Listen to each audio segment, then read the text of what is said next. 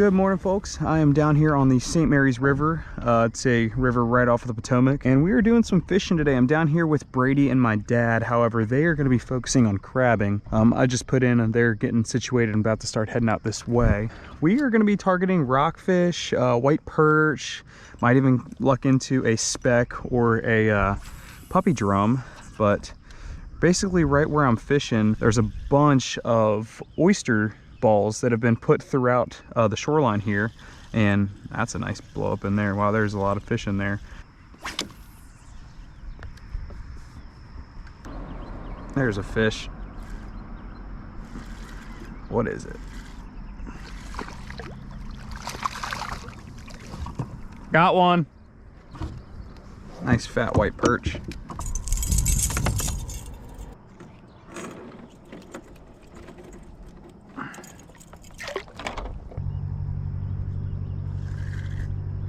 There's a fish. I'm gonna load up on perch in here if I can, guys.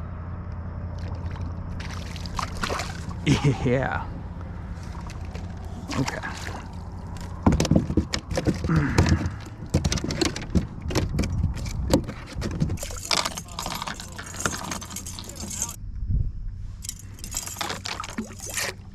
So I'll tell you guys what I'm doing. I know that the oyster balls are a little farther out, but I've been seeing some fish busting here, so I've just got this double twisty rig. This is one of our go-tos for perch, and you can use any assortment of marabou jigs or these little twisty tail rubber jigs in any color. But we found that they like green and white, or a combination of green and white jigs. Tie them about 6 to 7 inches apart, just like that, and then I'm just bouncing it along the bottom here, letting the fish pick it up. I know there's fish in the area, so kind of bouncing along that structure. Brady and Dad are dropping their crab pots out there. They did pretty good last weekend. I would not be surprised if they catch a bunch.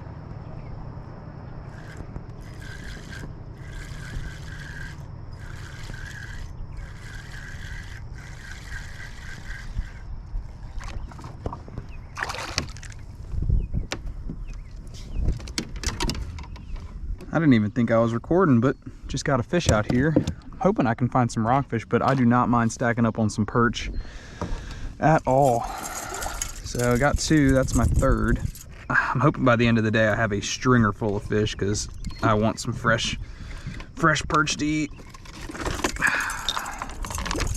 Perch are stacked up in here. I'd love to get my perch and then, you know, start searching for some rockfish or even a drum or some specks. Usually in the fall, you have a good chance at all 3 of those species, rockfish, reds, and specks in here. I think Brady and Dad are running their traps for the first set.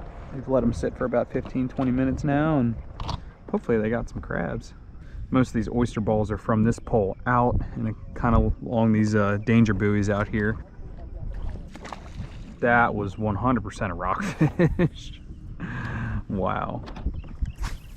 He said they're in rows, so if one's here, they should be running that way, I think. He said there's more on the other side of that pole, so. What is this? This is something small. Might be a perch. Oh, maybe not as small as I thought. Just not fighting hard. Yep, there's a perch. Perfect. I'm gonna have a full stringer by the end of this trip, I got a feeling.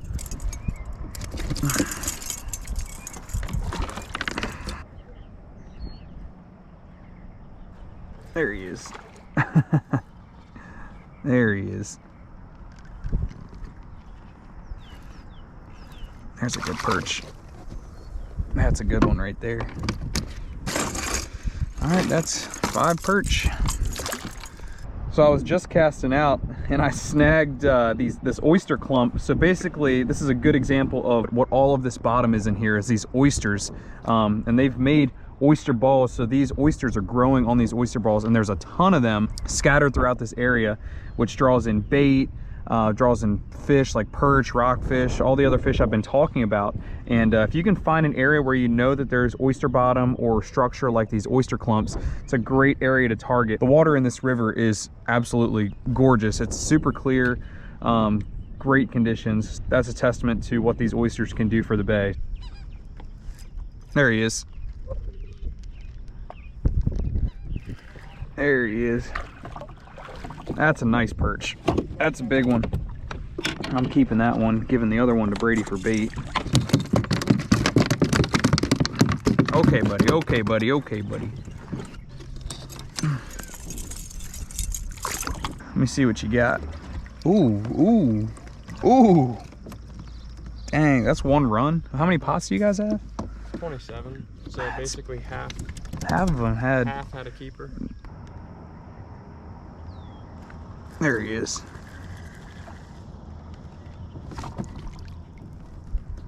Sweet. That's a smaller guy. I'll keep him for crab bait. There's one. Oh, there's two. There's another one with him. That's a big one. That's a keeper. There we go. 34 in 3 runs. 34 keepers. Our last run, half our baits were gone. Dang, dude. So look at that. Look at that.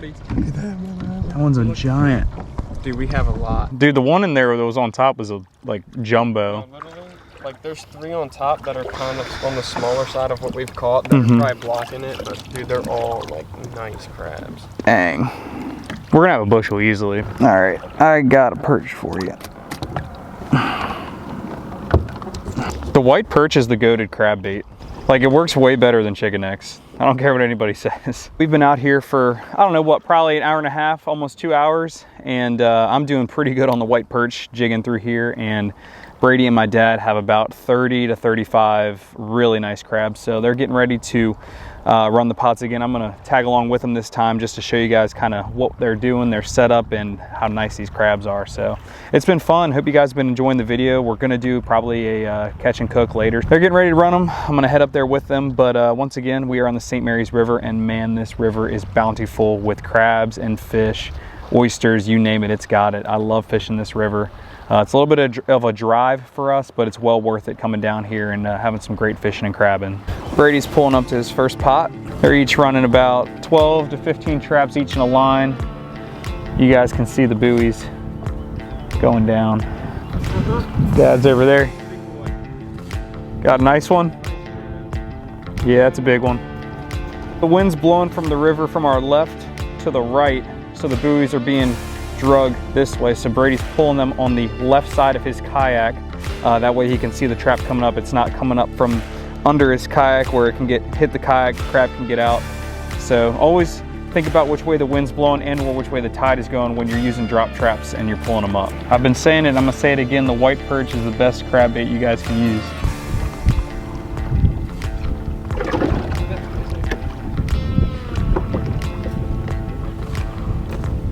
Got one?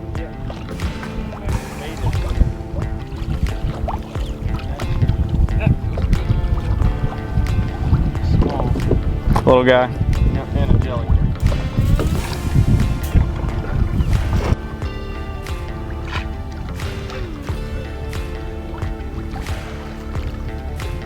Dude, that's a, hold on, let me get over there. Dude, that's a giant crab. That's a mumbo.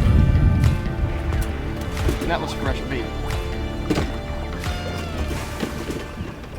All right, folks, we're gonna pull some more pots here. Brady just rebaited some of them, so hopefully be some nice big fat crabs in these pots. Oh, that's a nice one.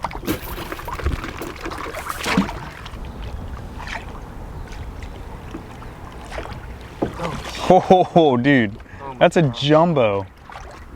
Monster.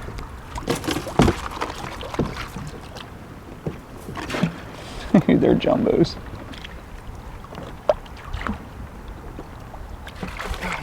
Another nice one. So what's your technique? So, the technique is to buy a boat and do this from a boat. But if you have to do it out of a kayak, you're going to want to get the stackable drop traps. That way you can fit 9 or 10, maybe 12 in your kayak. If you're carrying a bushel basket, you got to have space for that. So I'll typically put a stack of traps on the back of my kayak, and then I'll do a stack of traps up front. That'll allow me to get 10 or 15 on the kayak. Once I get them placed, I can then move the bushel basket wherever I want it and have a little more room to move around. Carrying extra bait is a tough thing. If you're gonna carry a cooler, that's more space that's gonna be taken up. I just like to catch some perch while I'm out here, if I know I can catch them. If not, maybe bring some extra frozen bait. That way it doesn't get too rotten while you're out here in the heat. We are wrapping up our day, just finished pulling the pots, and we have a nice bushel of crabs. I'll go ahead and show you guys now. Big donkey crabs.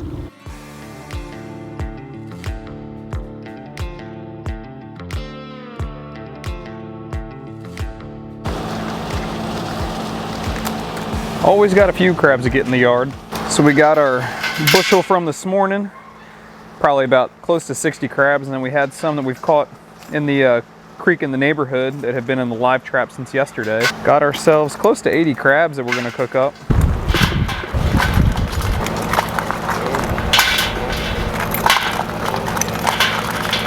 A little bit of that J.O. You can use Old Bay, but it's expensive. This is the seafood seasoning. Also got the crab seasoning. And then this is a local grocery store, Christopher's. Adding a little bit of vinegar to the pot.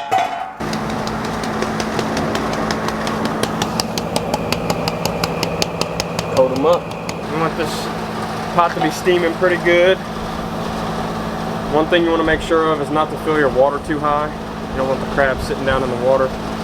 We don't boil crabs in Maryland. And then you're just gonna take them once you sprinkled some seasoning on them. Drop them in there. We do about 20 to 22 minutes. After about 12 minutes, if you got any corn on the cob, you can add some corn in there for about the last 10 minutes. Steam it up. It'll be real good. They look good. Just took the first batch out and the second batch is going in.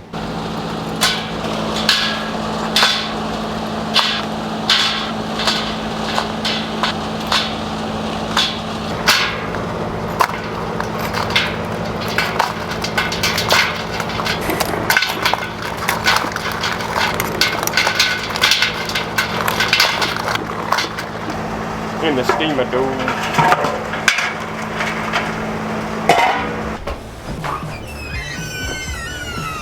Mumbo time.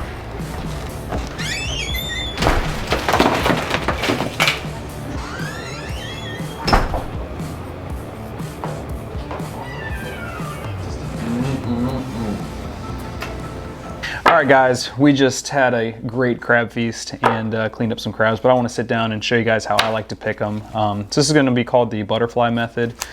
First, you're going to want to pull the claws off, but what you're going to want to do is peel the apron off along with the shell, and then clean out the lungs and all of the insides. Just kind of scrape those out. Scrape them off. Once you got that cleaned out of there, go ahead and break the legs off at the knuckles. Back fins, pinch the knuckles off. Just like that. Make sure the front knuckles are out too, and then you're left with the leg knuckles on the side. You're going to take your butter knife, just cut those right off, right at the base. So now you're left with this, and what you're going to do, that's why it's called the butterfly method, is just take your butter knife, go right down the middle, just like that, and it opens it up. So you got this beautiful white crab meat that's easy to pick out, just like that. So dip it in vinegar, butter, whatever you like, and it's absolutely delicious. One of the best things about living on the Chesapeake Bay. So that's how I clean my crabs. There's a few different ways to do it, but this one's nice, simple, and easy. Now that was a pretty awesome video. Let me know what you guys thought of it in the comments. I know I have really enjoyed catching the white perch and catching a nice bushel of crabs. I enjoyed eating them even more. If you guys enjoyed watching this video, make sure to give it a like, subscribe to the channel. Really appreciate the support. Trying to grow it, trying to put out good content for you guys, and I think it's going pretty well. Got some exciting trips coming up. I'm getting ready to head down to the Outer Banks for a week, so I'm hopefully gonna get some good content while I'm down there, do some surf fishing, a little bit of speckled trout fishing in the back sounds, and I think we're trailering the John boat down this year, so it'll give us a little bit more access to some areas, but very excited for that. Thanks again for watching, and I hope you guys have a fantastic rest of your day.